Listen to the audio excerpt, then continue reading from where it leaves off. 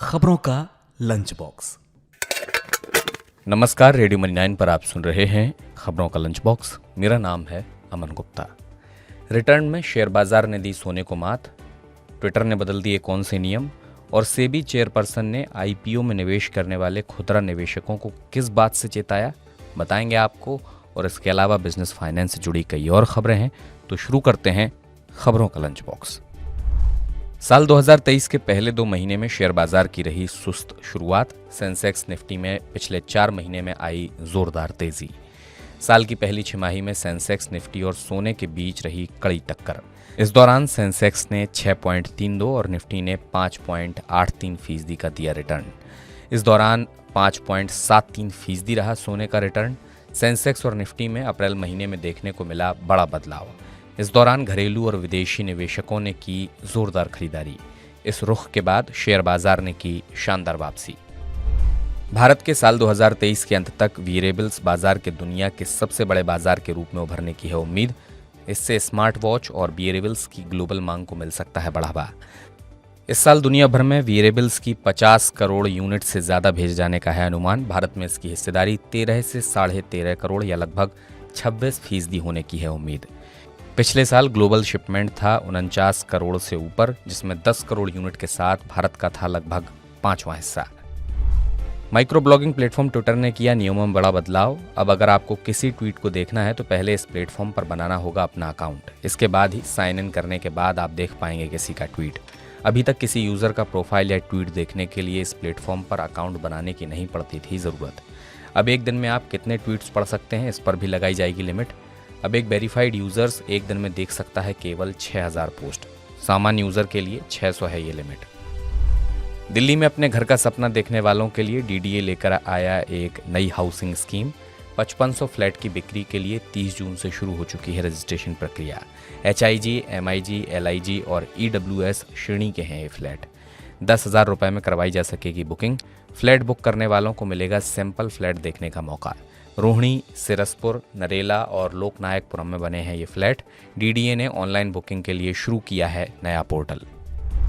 जोमैटो ने रेस्टोरेंट के लिए पेश किया खान पान के ट्रेंड्स बताने वाला प्लेटफॉर्म। रेस्टोरेंट संचालकों को मिलेगी मूल्य, व्यंजन और स्थान को लेकर आंकड़ा आधारित नजरिया अपनाने में मदद। जोमैटो फूड ट्रेंड्स है एक ओपन प्लेटफॉर्म, आम जनता के लिए मुफ्त में होगा उपलब्ध। भारत के सैकड़ों शहरों में लाखों लेन देन के आंकड़ों का विश्लेषण कर दिया जाएगा एक नजरिया। रेस्टोरेंट संचालक जानकारियों का उपयोग कर बना पाएंगे रणनीति। देश की सभी पंचायतें 15 अगस्त तक UPI सुविधा से होंगी लैस। अब पंचायतों को भुगतान किया जाएगा डिजिटल तरीके से। चेक और नकदी से भुगतान को किया जाएगा बंद।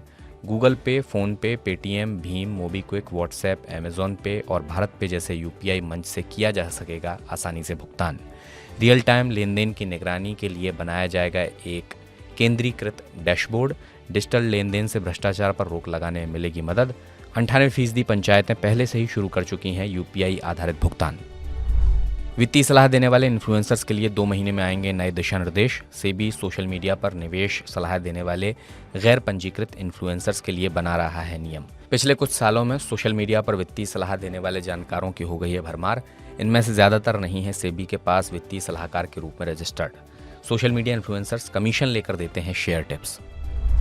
कैनरा HSBC लाइफ इंश्योरेंस के शेयर धारकों को मिलेगा डिविडेंड। वित्त वर्ष 2022-23 में कंपनी का मुनाफा 9 गुना बढ़कर हुआ 91 करोड़ रुपए। बीमा कंपनी ने पिछले वर्ष कमाया था 10 करोड़ रुपए का शुद्ध लाभ। कंपनी का AUM एक साल में 15% बढ़कर हुआ 30,204 करोड़ रुपए। शेयर धारकों को इक्विटी का 3% मिलेगा अंतिम डिविडेंड।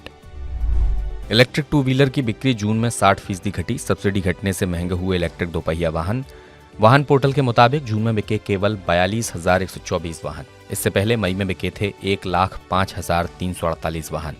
सरकार ने फेम 2 योजना के तहत इलेक्ट्रिक वाहनों पर सब्सिडी 40% से घटाकर की 15%। 1 जून से इलेक्ट्रिक दोपहिया वाहनों की कीमत में 20% तक हुआ इजाफा। RBI ने शुरू की नई डेटा प्रणाली CIMS पर पहले कमर्शियल बैंक शुरू करेंगे अपने आंकड़े भेजना। उसके बाद शहरी सहकारी बैंक और गैर बैंकिंग वित्तीय कंपनियां भी बनेंगी इसका हिस्सा। गवर्नर शक्तिकांत दास ने किया केंद्रीकृत सूचना प्रबंधन प्रणाली का उद्घाटन। नई डेटा प्रणाली में आगे चलकर जोड़ी जाएंगी कुछ और नई सुविधाएं। ईमेल आधारित रिपोर्टिंग सुविधा भी कराई जाएगी उपलब्ध। सरकार ने जुलाई सितंबर तिमाही के लिए कुछ लघु बचत योजनाओं की ब्याज दर में किया 30 बेसिस पॉइंट का इजाफा।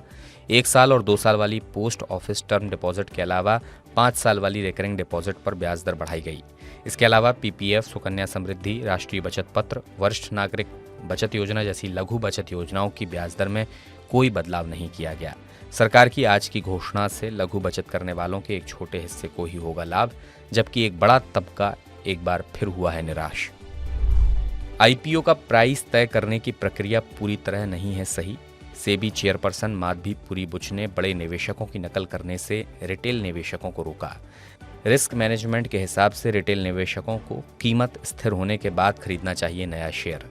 नए शेयर को स्थिर होने में लगता है 3 महीने का वक्त। सट्टा लगाने वाले ट्रेडर्स को उठाना पड़ता है जोखिम।